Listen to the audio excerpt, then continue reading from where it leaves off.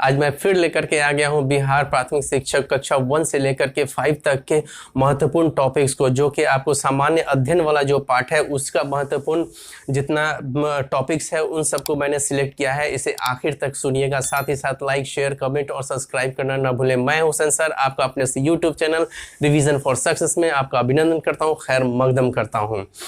ये जितना भी मैंने जो डिज़ाइन किया है आप लोगों के लिए कि कम समय में आप अच्छे से अच्छा रिवीजन कर सकें, मैं इससे पहले आपका पहला एक वीडियो ले आ चुका हूं जो महत्वपूर्ण टॉपिक्स का, तो उसमें कुछ था जैसे सामाजिक विज्ञान का और सामाजिक विज्ञान मैथ और मानसिक परीक्षण वाला, और तो वो मैं लेकर के आ गया हूँ। और अब जो उसका रेस्ट जो बचा हुआ है मैं उन सब चीज़ों को लेकर के आया हूँ उसका महत्वपूर्ण। मैं एक बात कहना चाहूँगा कि जैसे सामाजिक विज्ञान में जो है वो डिस्क्राइब नहीं किया है कि हाँ उसमें क्या क्या पढ़ना चाहिए, उसमें इतिहास भी पढ़ना है। पिछला जो वीडियो था उसमें मैंने इतिहास के बारे में नहीं बोला था। यहाँ पर मैं ये बोलना चाहूँगा कि जैसे आपको भारतीय स्वतंत्रता आंदोलन, भारतीय राष्ट्रीय आंदोलन दिया हुआ है, एक चैप्टर अलग से दिया हुआ है, उसको तो पढ़ना है, उससे ज़्यादा क्वेश्चन आएगा। लेकिन साथ ही साथ आपको सामाजिक विज्ञान में आपको इतिहास भी है, इतिहास में प्राचीन इतिहास, मेडाइवल और मॉडर्न, यानी कि आपको ये प्राचीन, मध्यकालीन और आधुनिक काल, ये तीनों आता है। इसीलिए आपको ज़रूरी है कि थोड़ा थोड़ा सा आप एंशिएंट वाला प्राचीन इतिहास का और मध्यकालीन इतिहास का भी थोड़ा थोड़ा जाने। तो इसके लिए भी मैंने सेलेक्ट किया है, बहुत थोड़ा किया है, जो कि आपको ज़्यादा समय नहीं लगेगा, 1 घंटे में आपका पूरा कंप्लीट हो जाएगा। तो उसका कुछ जो इम्पोर्टेंट टॉपिक्स है वो सिलेक्ट करके ये लेकर के आया हूँ। और जो लोग मेरा पहला वीडियो नहीं देखे हैं, ये प्राथमिक शिक्षक कक्षा 1 से 5 तक के लिए, वो आप मेरा पहला वीडियो जो है परसों आया हुआ था, उसको आप देख सकते हैं, उससे भी आपको फ़ायदा होगा। वो पार्ट 1 था और बचा हुआ जो है वो आज है, तो इसलिए आप लोग देख लेंगे। और जो लोग नए हैं वो सब्सक्राइब भी करें और शेयर भी खूब करें ताकि और लोग भी लाभान्वित हो। चलिए अब हम लोग आते हैं इस पर। और एक चीज़ और मैं कहना चाहूँगा कि मैंने पिछले वीडियो में भी कहा था कि आप कोशिश ये कीजिए कि अब जो आपके पास, मेरे अनुसार जो है आपके पास 21 दिन बचे हैं, और 21 दिन में मतलब 12 से 14 घंटे पूरी तरीके से जी लीजिए और पूरी तरीके से अपने आप को समर्पित कर दीजिए। उसके अलावा कोई काम नहीं कीजिए, अभी 21 दिन तक सब काम को रोक दीजिए और सीधा अपना ये सब रिविज़न कीजिए। चलिए आते हैं सामाजिक विज्ञान। सामाजिक विज्ञान में हम लोगों ने पहले पढ़ लिया है जो कि राजव्यवस्था और राजव्यवस्था, भारतीय राजव्यवस्था और अर्थव्यवस्था पढ़ लिया है उसके अंतर्गत। अब हम लोग इतिहास पढ़ेंगे। इतिहास में आपको एंशिएंट पढ़ेंगे, यानी कि प्राचीन इतिहास पढ़ेंगे। प्राचीन इतिहास में मैंने जो सिलेक्ट किया है, हड़प्पा किया है, महाजनपद काल किया है, मगध का उत्कर्ष, बौद्ध और जैन, मौर्य वंश किया है, मौर्य वंश का संस्थापक और अर्थशास्त्र और इंडिका, और वंशों के संस्थापक और अंतिम शासक। मतलब मेरे कहने वाला हड़प्पा में बहुत ज़्यादा नहीं करना है। हड़प्पा में सिर्फ इतना ये करना है कि आपको जैसे हड़प्पा की खोज कब हुई है, ठीक है, उसमें जो जैसे आपको राखलदास बनर्जी, जो कि मैंने पिछले वीडियो में भी बताया था, और दयाराम साहनी जो कि 1921 में खोज किए थे, और राखलदास बनर्जी जो है आपको मोहनजोदड़ो की खोज किए थे। फिर ये आपको हड़प्पा का जो है जैसे सबसे जो पश्चिमी है सुक्का गेंडोर है, उसको ध्यान में रखना है जो उसका, और जैसे पूरब में है आलमगीर, नीचे दैमाबाद है जो कि गोदावरी नदी के तट पर है, और ऊपर जो है आपको कश्मीर में मांदा। तो आपको इतना ये सब करना है। और लोथल को याद रखना है कि लोथल जो कि एक ये बंदरगाह था, उसके बारे में जानकारी रखना है। बस थोड़ा थोड़ा सा आप जानकारी रखेंगे। अब आते हैं जैसे महाजनपद। तो महाजनपद में क्या करना है कि महाजनपद में आपको बस 3 महाजनपद को याद रखना है। वैसे महाजनपद का जो है आपको चर्चा अंगुत्तर निकाय, बौद्ध ग्रंथ, आपको अंगुत्तर निकाय में आपको 16 महाजनपद होते हैं, 16 महाजनपद का चर्चा किया गया है। और उसमें जो है महाजनपद, 3 महाजनपद को आप कर लीजिएगा। एक अंग महाजनपद जिसकी राजधानी चंपा थी, दूसरा है आपको मगध जिसकी राजधानी राजगीर कहा जाता है, गिरिब्रिज भी कहा जाता है, और तीसरा है वज्जी जिसकी राजधानी आपको वज्जी जो वैशाली भी बोला जाता है, मिथिला भी बोला जाता है, और विदेह भी बोला जाता है। तो ये 3 जो है महाजनपद में याद कर लीजिएगा, बहुत ज़्यादा समय नहीं लगेगा, 3 कर लीजिएगा। 16 महाजनपद को करने की ज़रूरत नहीं, बस 16 महाजनपद में 3 महाजनपद। फिर उसका मगध का उत्कर्ष में जो 3 जो वंश आए हैं उसको कीजिएगा, वो बहुत ही मोस्ट इंपॉर्टेंट है। 3 जो वंश जो आए हुए थे, पहला हर्यक वंश आया था जिसके संस्थापक कौन थे, तो आपको बिंबिसार थे। ठीक है। और फिर उसके बाद आया आपको शिशुनाग वंश, जिसके संस्थापक शिशुनाग है। और तीसरा जो आया नंद वंश, जिसका संस्थापक महापद्म नंद था। तो ये तीन जो है उनका थोड़ा थोड़ा सा आपको, और उसकी राजधानी भी याद कर लीजिएगा, और जो संस्थापक है और अंतिम शासक है, ये तीनों जो है मगध के उत्कर्ष में जो तीन वंश है उसका शासक को जो संस्थापक है उसको याद कीजिएगा, और नीचे जो है उसका ये अंतिम शासक, बस इतना ही कर लीजिएगा। फिर उसका बाद बौद्ध और जैन, बौद्ध का जैसे परिचय, उनका जीवन परिचय को एकदम कर लीजिएगा। जीवन जैसे लुम्बिनी में उनका 563 ईस्वी में आपको उनका 563 जो है बीसी में, ईस्वी पूर्व में उनका जो जन्म हुआ था लुम्बिनी, कपिलवस्तु के लुम्बिनी में। तो वहाँ से लेकर के आपको उनका जीवन मरण, वो सब उनका जीवन परिचय याद रखिएगा। कहाँ उन्होंने ये ज्ञान की प्राप्ति की थी, जैसे बोध गया में उन्होंने ज्ञान की प्राप्ति की थी, निरंजना नदी के तट पर उन्होंने किया था, तो ये सब को याद रखिएगा। फिर उनका पहला उपदेश जैसे आपको सारनाथ में हुआ था वो याद रखिएगा। फिर उसका 4 जो बौद्ध संगीति हुई थी आपको, जो पहला जैसे राजगीर में हुआ था, दूसरा आपको पाटलिपुत्र में हुआ था, तीसरा आपको नहीं, दूसरा वैशाली में हुआ था, तीसरा पाटलिपुत्र में हुआ था, और चौथा आपको कश्मीर में हुआ था। उसका जो अध्यक्ष थे, जैसे पहला बौद्ध संगीति का महाकश्यप थे, दूसरा जो है सबाकामी थे दूसरे बौद्ध संगीति का, तीसरे जो संगीति हुई थी मोगली पुत्रतिस थे, और चौथा जो है वसुमित्र था। तो वो सबको आपको याद रखना है।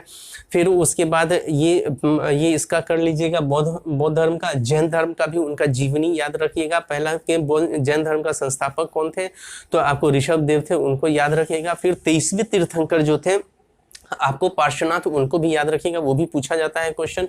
फिर उसके बाद जो है आपको अंतिम जो 23वें तीर्थंकर थे, तो वो कौन थे, तो वो आपको महावीर स्वामी थे। तो उनको भी आपको उनके जीवन परिचय के बारे में भी आपको याद रखना है। और इनके भी समय में 2 जो हुए थे ये संगीति, उसको भी आपको याद रखना है।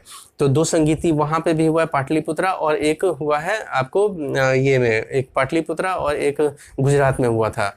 तो वो उसको भी आपको ध्यान में रखना है। हाँ, बौद्ध में एक जो त्रिरत्न है उसको भी याद रखना है। और फिर उसके बाद आपको जो बौद्ध में ही आपको ये था 4 आर्य सत्य, उसको भी याद रखिएगा।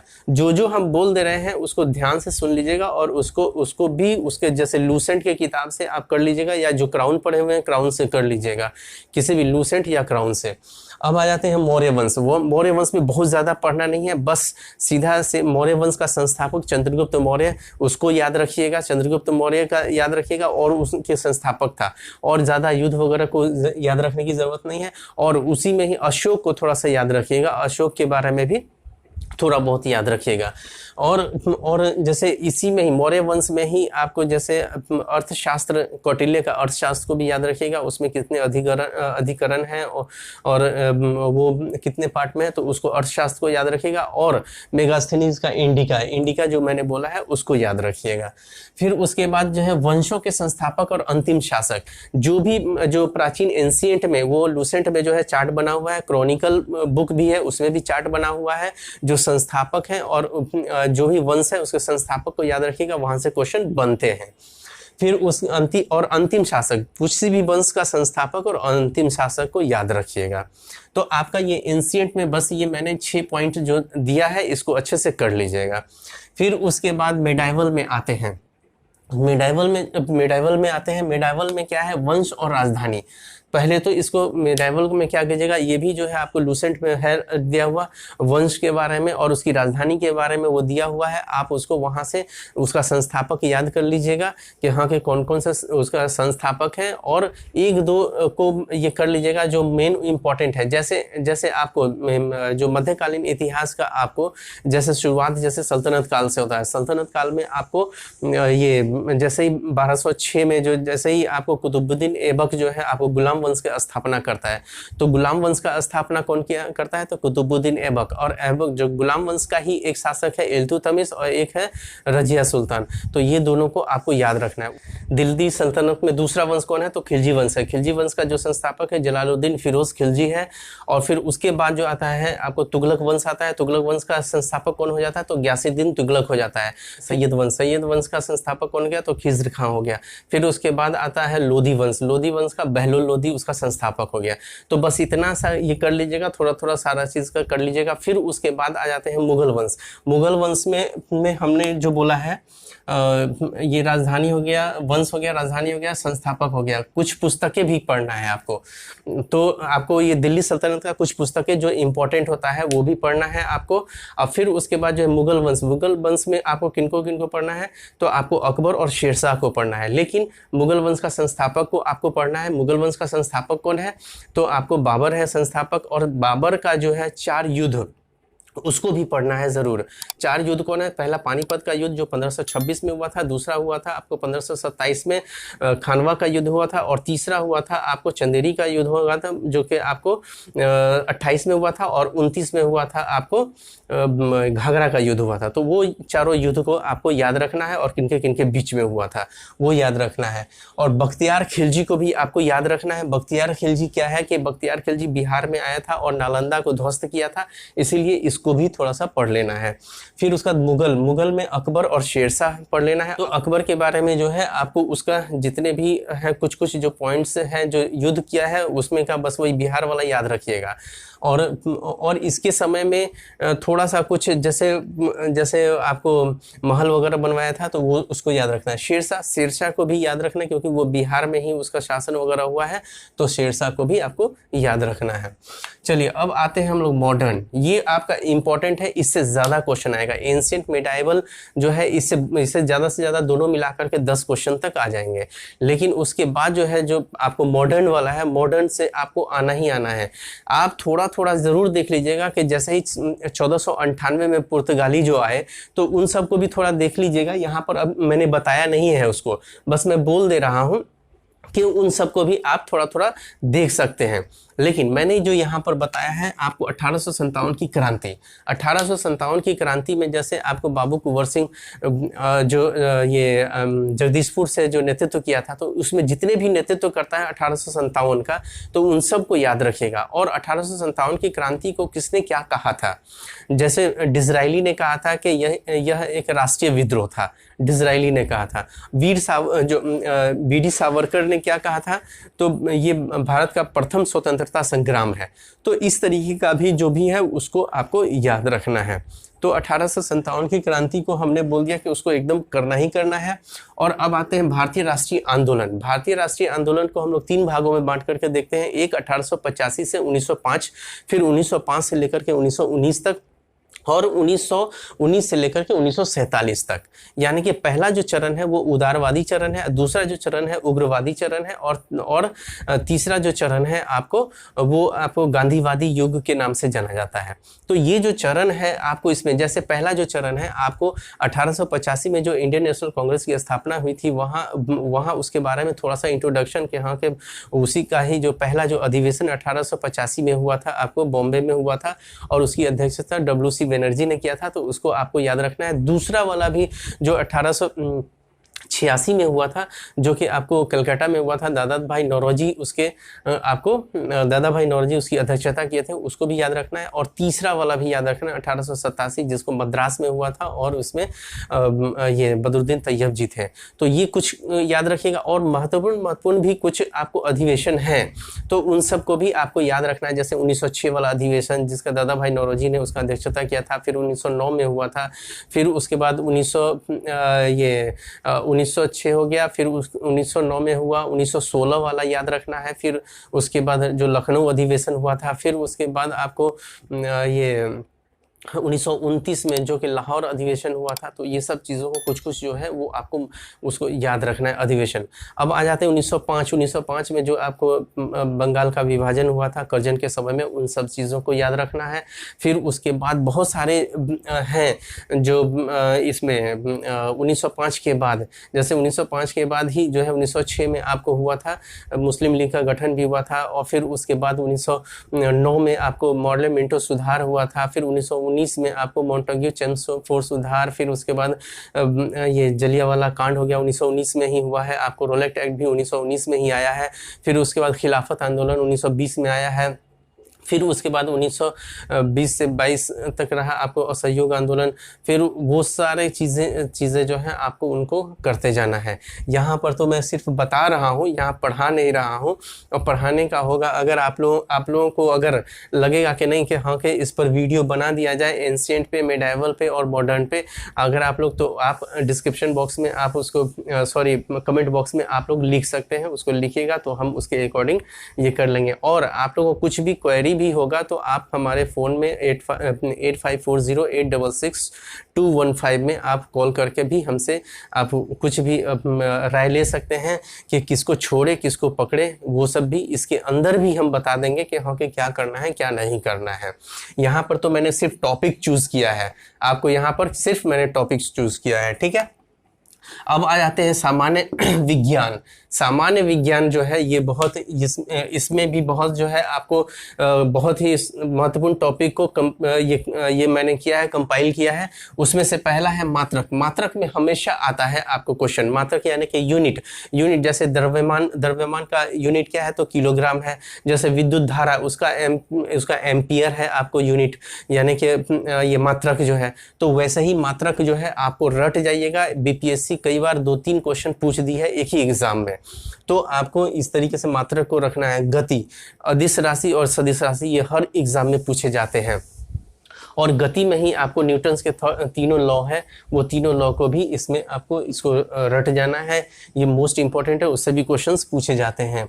फिर उसके बाद आता है गुरुत्वाकर्षण। गुरुत्वाकर्षण बहुत इंपॉर्टेंट, बहुत इंपॉर्टेंट है। क्यों इंपॉर्टेंट है गुरुत्वाकर्षण? तो गुरुत्वाकर्षण वाला जैसे लिफ्ट से ऊपर चढ़ना, नीचे आना, अचानक आ जाना, तो वो सब जो है गुरुत्वाकर्षण में ही है। और जैसे मान लिया कि ये ध्रुव पर जो है जी का मान कितना है, जैसे महत्तम बहुत ज़्यादा जी का मान जो है ध्रुव पे रहता है। फिर उसका विषुवत रेखा में आपको जी का मान क्या रहता है, तो वहां पर शून्य रहता है। तो उस टाइप का इसमें है सारा का सारा क्वेश्चन, उसको ये बहुत इंपॉर्टेंट है, इस टाइप का क्वेश्चन पूछता है। और पृष्ठ तनाव से भी क्वेश्चन पूछता है। जैसे वर्षा का बारिश जो आता है वो गोल हो जाता है, वो पृष्ठ तनाव के कारण ही होता है। जैसे आपको पानी में जैसे मच्छरों का लार्वा है, और लार्वा पर जो किरासन तेल अगर पानी में छिड़क देते हैं तो वो लार्वा डूब जाता है, वो भी पृष्ठ तनाव के कारण ही होता है।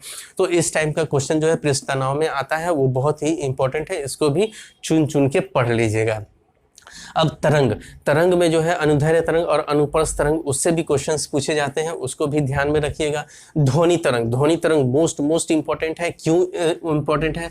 तो आप जानते हैं एक जो है पराश्रव्य तरंग होता है, एक अवश्रव्य तरंग होता है, एक श्रव्य तरंग होता है। अवश्रव्य तरंग जो 20,000 हर्ट्ज से नीचे रहता है उसको बोलते हैं 20 हर्ट्ज से जो नीचे होता है उसको अवश्रव्य तरंग कहते हैं, जिसको हम लोग नहीं सुन सकते हैं। लेकिन 20 हर्ट्ज से 20,000 हर्ट्ज के बीच का जो तरंग होता है उसको श्रव्य तरंग कहते हैं, जिसको हम लोग सुन सकते हैं। और जो 20 हर्ट्ज से ऊपर का जो तरंग होता है जिसको कुत्ता बिल्ली लोग सुनता है तो उसको, तो उसी में ही ये क्वेश्चन पूछा जाता है ध्वनि तरंग। तो आपको ये याद रखना है कि उसमें पूछ देगा कि हाँ कि इन जो मानव जो है, मनुष्य जो है वो किस तरंग का रेंज पूछ देगा कि श्रव्य तरंग के अंतर्गत कितना किस रेंज में आता है। तो आपको तो वो सब चीज़ बहुत इंपॉर्टेंट है। अब प्रकाश भी मोस्ट इंपॉर्टेंट है। प्रकाश वही प्रकाश है, इसमें बहुत सारा प्रकाश का अपवर्तन, प्रकाश का परावर्तन, पूर्ण आंतरिक परावर्तन, जो कि आपको हीरा का चमकना जो है पूर्ण आंतरिक परावर्तन का कारण बनता है, उससे क्वेश्चन पूछे जाते हैं। या आपको जैसे गर्मियों के दिन में मृग मरीचिका जो चलता है वो पूर्ण आंतरिक परावर्तन के कारण, तो वो सब सारा चीज़ जो है आपको प्रकाश में ही है, उसको पढ़ लीजिएगा, ये मोस्ट इंपॉर्टेंट है। अब आते हैं नाभिकीय विखंडन और नाभिकीय संलयन। तो ये जो है जैसे आपको परमाणु बम हो गया तो वो नाभिकीय विखंडन के सिद्धांत पर काम करता है, ठीक है। और उसी तरीके से हाइड्रोजन बम, तो वो आपको परमाणु ये नाभिकीय संलयन के ऊपर काम करता है। हाइड्रोजन बम हो जाता है नाभिकीय संलयन के ऊपर। अब सूर्य की जो रोशनी है जो चमकता है वो भी आपको क्या है, तो आपको नाभिकीय संलयन के ऊपर है। और लेकिन परमाणु बम जो है नाभिकीय विखंडन जो होता है उस सिद्धांत पर काम करता है। तो ये इंपॉर्टेंट है, इसमें देख लीजिएगा, ठीक है। और उसके बाद विविध, देखिए फिजिक्स में जो विविध वाला चैप्टर लूसेंट में है, चाहे आप क्राउन में है, तो उसमें क्या है कि आविष्कार भी है, उसमें यूनिट भी है, सब कुछ उसमें दिया हुआ है, किसके अंतर्गत कौन से अध्ययन के अंतर्गत क्या कहलाता है, तो वो सब चीज़ दिया हुआ है। उसमें भी सिलेक्ट करना होगा, आपको सिलेक्ट करके पढ़ना होगा, बहुत सारा दिया हुआ है। तो अगर आपको अगर कुछ उसमें दिक्कतें होंगी तो आप हमसे पूछ लीजिएगा, हम एग्ज़ाम के पॉइंट ऑफ व्यू से उसको सिलेक्ट करके हम आपको बता देंगे। आप सिर्फ फ़ोन करके हमसे पूछ लीजिएगा, मैंने नंबर आपको बोला है। और हाँ, मैं एक और बात कहना चाहूँगा कि जैसे मैं बिहार का करंट भी मेरा वीडियो बन रहा है, मैं बना रहा हूँ, पिछला जितना भी वीडियो है आपको वो भी फ़ायदा करेगा, क्योंकि सामान्य जागरूकता में आपको करंट से ही पूछेगा, तो वहाँ पर उससे भी बिहार का करंट भी पूछ सकता है आप लोग को, और नेशनल इंटरनेशनल भी पूछ सकता है, जिसको मैंने पिछले वीडियो में बताया हुआ है कि आपको PDF के माध्यम से वो मिल जाएगा। वो उसमें 200 क्वेश्चन मैं सेट करूँगा, वो करंट वाला, जो कि आपको डेफिनेटली जो है वो 5 से 6 क्वेश्चन या तक आ सकता है, वो आ जाएगा। चलिए, अब हम लोग ये हम लोग का भौतिकी खत्म हो गया है। अब आपको आते हैं रसायन विज्ञान। रसायन विज्ञान में जो है आपको क्या करना है, तो मिश्रण को अलग करने की विधियाँ, मिश्रण को अलग करने की विधियाँ में क्या आता है, तो आपको जैसे आसवन की विधि आता है, ऊर्ध्वपातन विधि आता है। तो ऊर्ध्वपातन विधि के जरिए जो है आपको कपूर को अलग किया जाता है। तो ऊर्ध्वपातन वाला हमेशा हर एग्जाम में पूछा गया। तो वही कुछ विधियाँ हैं, जैसे आसवन विधि हो गया, ऊर्ध्वपातन विधि हो गया, तो वो वाला जो चैप्टर है मिश्रण को अलग करने की विधियां, वो जरूर कर लीजिएगा।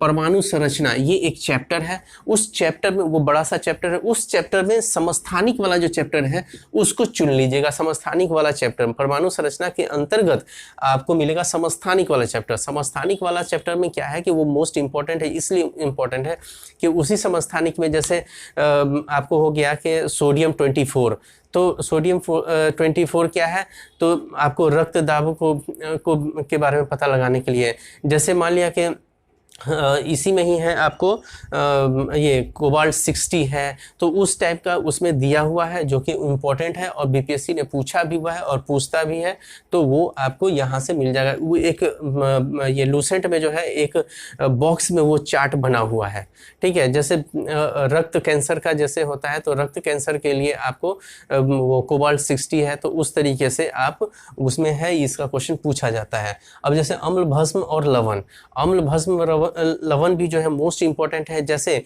नींबू में कौन सा अम्ल पाया जाता है, ठीक है। जैसे सिरका में एसिटिक अम्ल पाया जाता है, चाहे नींबू में जो है आपको सिट्रिक अम्ल पाया जाता है, ठीक है।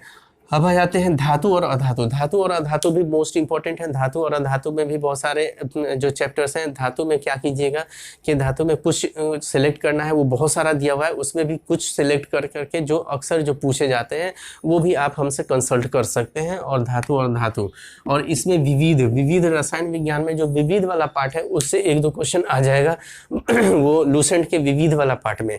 रसायन विज्ञान के चैप्टर में आप विविध अंतिम वाला चैप्टर होता है, उसमें वो पूरा पढ़ लीजिएगा। बस एक पन्ने का 1 पेज का है ठीक है, उसको पढ़ लीजिएगा। अब आते हैं जीव विज्ञान। अब जीव विज्ञान में जो है जीव विज्ञान की कुछ शाखाएं हैं। जैसे कैसा क्वेश्चन इसमें आता है, जैसे एपी कल्चर आ गया, पीसी कल्चर आ गया, आपको सेरी कल्चर आ गया। जैसे सेरी कल्चर में क्या है कि रेशम कीट के अध्ययन का कीट पालन का अध्ययन किया जाता है रेशम कीट, तो वैसे पीसी में मत्स्य पालन का अध्ययन किया जाता है। तो वैसे ही जो है वो सब क्वेश्चन पूछा जाता है, तो आपको ये कर लेना है। फिर कोशिका विज्ञान मोस्ट इंपॉर्टेंट है, क्योंकि जैसे माइटोकांड्रिया जैसे आता है कि माइटोकांड्रिया को जो है क्या बोलते हैं, कोशिका का शक्ति केंद्र बोलते हैं, तो यही कोशिका विभाजन में आता है। लाइसोसोम को आत्महत्या की थैली बोलते हैं, तो वो भी कोशिका विज्ञान में ही आता है, तो उसमें पढ़ लीजिएगा उसको। और फिर उसका वनस्पति विज्ञान में बहुत सारा दिया हुआ है, लेकिन उसमें से मैंने सिलेक्ट किया है कवक, लाइकेन और प्रकाश संश्लेषण। प्रकाश संश्लेषण से भी जैसे कि आपको पत्ती हरी होती है, वो प्रकाश संश्लेषण की प्रक्रिया कैसे होती है, वो सब सारा चीज़ जो है इसी में ही है, जो आता रहता है। अब आते हैं प्राणी विज्ञान में भी बहुत सारा पढ़ना था, लेकिन उसमें से हमने मानव रक्त पढ़ा है। जैसे ब्लड ग्रुप जो है मानव रक्त, उसमें RH फैक्टर जो होता है उसको भी आपको पढ़ लेना है। और इसमें ग्रुप कौन सर्वग्राह्य है और कौन सर्वदाता है, वो सब जो है इसी मानव रक्त आता है। प्राणी जीवन, ये भी जो चैप्टर जो है प्राणी जीवन आपको लूसेंट में, उसमें आपको मानव रक्त को चूज करके आप उसको पढ़ लीजिएगा, ठीक है। और उसके बाद मानव शरीर के तंत्र भी आपको पढ़ लेना है। मानव शरीर का तंत्र बहुत ही इंपॉर्टेंट है, मोस्ट इंपॉर्टेंट है। जो सबसे बड़ी ग्रंथि किसको बोलते हैं, सबसे छोटी ग्रंथि कौन सी होती है, तो ये सब सारा चीज़ जो है मानव शरीर के तंत्र में ही आता है। मानव रोग जैसे जीवाणुओं से होने वाला रोग हो गया, विषाणु से यानी वायरस से होने वाला रोग हो गया, परजीवी से होने वाला रोग हो गया, तो ये रोग वाला क्वेश्चंस जो है पूछे जाते हैं, इंपॉर्टेंट है। पोषक पदार्थ जो है लूसेंट में एक चैप्टर है पोषक पदार्थ, उस पोषक पदार्थ में विटामिन वाला पढ़ लीजिएगा, मोस्ट इंपॉर्टेंट है। जैसे घुलनशील विटामिन और घुलनशील विटामिन जो होते हैं, या आपको ये जैसे उसका रासायनिक नाम क्या है, जैसे मान लिया कि विटामिन ए का रेटिनॉल नाम है, ठीक है, रासायनिक नाम रेटिनॉल है। तो वैसे ही जैसे विटामिन B1 है, तो विटामिन B1 का थाइमिन है, तो वो रासायनिक नाम वगैरह भी जो है ये विटामिन्स वाले में आ जाएगा। तो आपको ये साइंस का इतना चैप्टर पढ़ लीजिएगा, बहुत कंपाइल करके मैंने दिया है, बहुत छोटा करके कंसाइज करके मैंने दिया है, आपको इजी में कर लीजिएगा। अब आते हैं भूगोल में आते हैं। भूगोल में पहला चैप्टर है सौर मंडल वाला चैप्टर को कर लीजिएगा। और सौर मंडल में क्या है, तो सौर मंडल आपको सूर्य के जो चारों ओर जो चक्कर लगाता है, जैसे ग्रह हो गया, उपग्रह हो गया, या चाहे आपको क्षुद्र ग्रह हो गया, उल्का पिंड हो गया, ये सब जितने भी बाहर जो चक्कर लगाते हैं सूर्य के, वो सब मिल करके सौर मंडल कहलाता है। और बुध, बृहस्पति, शुक्र, पृथ्वी, ये सब ग्रह जो है कौन दूर है, कौन नज़दीक है, कौन सबसे बड़ा है, किसका उपग्रह सबसे ज़्यादा है, तो वो सब जो है आपको सौर मंडल वाले में है, उसको कर लीजिएगा। उससे एक क्वेश्चन पूछता ही है। चट्टान वाला भी एक क्वेश्चन इससे पूछेगा ही। और ज्वालामुखी भी मोस्ट इंपॉर्टेंट है, ज्वालामुखी। और महासागरीय धाराएं वही जैसे होमबोल्ट की धारा, हाँ, वो किस महासागर में बहती है या किसके किनारे बहती है, तो ये सब चीज़ महासागरीय धारा। वायुमंडल की संरचना जो कि क्षोभ मंडल से ऊपर तक, यानी कि वायुमंडलीय संरचना जब आप देखेंगे भूगोल में, तो उसमें क्या है कि आपको जो वायुमंडलीय संरचना में जैसे एक आता है कि क्षोभ मंडल, उसके ऊपर आता है समताप मंडल, फिर उसके ऊपर आता है ये मध्य मंडल, उसके बाद होता है बाह्य मंडल। तो क्षोभ मंडल जैसे कि आपको नीचे धरती से लेकर के मतलब 18 किलोमीटर तक उसको क्षोभ मंडल के अंतर्गत आते हैं। और क्षोभ मंडल के अंतर्गत इसका क्वेश्चन कैसे पूछता है कि जैसे मान लिया कि आंधी हो गया, तूफान हो गया, ये सब जो आता है वो क्षोभ मंडल के अंतर्गत ही आता है। और क्षोभ मंडल के अंतर्गत आता है तो बोल देगा कि तूफान जैसी घटनाएं या वर्षा जैसी घटनाएं जो है किस मंडल में होती है, उसमें लिख देगा क्षोभ मंडल, समताप मंडल, मध्य मंडल, आयन मंडल, तो उसको आपको क्षोभ मंडल में बताना होगा। उसी तरीके से आपको होता है कि रेडियो की तरंगे किस मंडल में है, तो उस टाइप का क्वेश्चन जो पूछेगा आपको वही आपको वायुमंडलीय संरचना में पूछेगा, ठीक है। और उसके बाद आते हैं आपको इंडियन ज्योग्राफी में क्या है, तो इंडियन ज्योग्राफी सामान्य जानकारियाँ, इसमें इंडियन ज्योग्राफी में सामान्य जानकारियाँ में क्या है, तो सामान्य जानकारी में है आपको कि जैसे भारत हो गया, ठीक है, भारत का जो है ऊपर से लेकर के नीचे से दूरी कितनी है, या सबसे ऊपर वाले को क्या कहते हैं, जैसे इंदिरा कॉल हो गया, इंदिरा पॉइंट हो गया, नीचे वाले को इंदिरा पॉइंट कहते हैं। फिर उस तरीके से फिर इसके अगल बगल में कौन कौन सा ये देश है, मतलब इस टाइप का सारा जानकारी, चाहे मतलब कौन से गोलार्ध में है भारत, तो उत्तरी गोलार्ध में है। फिर उसके बाद कौन सी रेखा ये होती है, तो कर्क रेखा जाती है, गुजरती है, तो ये सब सारा चीज़ जो है आपको सामान्य जानकारी में है। और फिर उसके बाद होता है नदियाँ से क्वेश्चन बहुत इंपॉर्टेंट है, पूछता है। और फिर भारत की मिट्टी, इससे भी क्वेश्चन पूछता है। झील हो गया, भारत की जनगणना से क्वेश्चन पूछा जाता है, एकदम करिएगा, 120% इससे क्वेश्चन आएगा ही आएगा। अब आ जाते हैं पर्यावरण, ये मोस्ट इंपॉर्टेंट चैप्टर है जिसके लिए बहुत लोग कंफ्यूज हो रहे हैं। तो प्रदूषण, इसका पहला जो चैप्टर है प्रदूषण जो है वो करिएगा। पर्यावरण का ग्रीन हाउस प्रभाव भी आपको करना है। फिर उसके बाद पर्यावरणीय दिवस में जो है 6 पर्यावरणीय दिवस याद कर लीजिएगा। जैसे होता है कि आपको विश्व जल दिवस, जो कि आपको 22 मार्च को हुआ था, विश्व जल दिवस मनाया जाता है 22 मार्च को। फिर उसके बाद पृथ्वी दिवस जिसको 22 अप्रैल को मनाया जाता है। विश्व पर्यावरण दिवस जो कि 5 जून को मनाया जाता है। फिर विश्व जनसंख्या दिवस जो मनाया जाता है वो 11 जुलाई को मनाया जाता है। विश्व ओजोन दिवस जो मनाया जाता है वो 16 सितंबर को मनाया जाता है। तो ये सब को याद कीजिएगा। एक और कोई छूट रहा है तो 6 जो है वो इसमें का जो है एक उसमें दिया हुआ है। अगर आपको पर्यावरण का नहीं तो मैं पीडीएफ, अगर आप लोग को ज़रूरत होगा तो पीडीएफ में दे दूंगा कौन कौन सा करना है। वो अगर आप हमसे कॉल करके पूछेंगे तो मैं उसको बता दूंगा। सिर्फ 6 पर्यावरणीय दिवस को कर लीजिएगा, उसमें से कोई ना कोई आएगा ही। 1-2 क्वेश्चन जो आना है एक दिवस से आ जाएगा, और फिर उसके बाद अंतर्राष्ट्रीय जो सम्मेलन हुआ था, जैसे प्रोटोकॉल हुआ था, जैसे क्योटो प्रोटोकॉल हुआ था, या पृथ्वी सम्मेलन हुआ था, या पेरिस सम्मेलन हुआ था, इस टाइप का बहुत सारा जो हुआ है उसमें से कुछ सिलेक्टिव जो आता है अक्सर, तो वो आपको कर लेना है। ये मोस्ट इंपॉर्टेंट है। और पर्यावरणीय संबंधी संस्थाएं जो भारत में पर्यावरणीय संस्थाएं हैं, जैसे आपको राष्ट्रीय वन्य जीव अनुसंधान, ये कहाँ है तो देहरादून में है। तो उसी तरीके से और भी है जो कि मोस्ट इंपॉर्टेंट है। ये सारा का सारा जो मैं है समराइज करके महत्वपूर्ण टॉपिक्स को लेकर के आया हूँ। आप लोग को पसंद आया होगा तो लाइक, शेयर, कमेंट और सब्सक्राइब करना ना भूलें। All the best.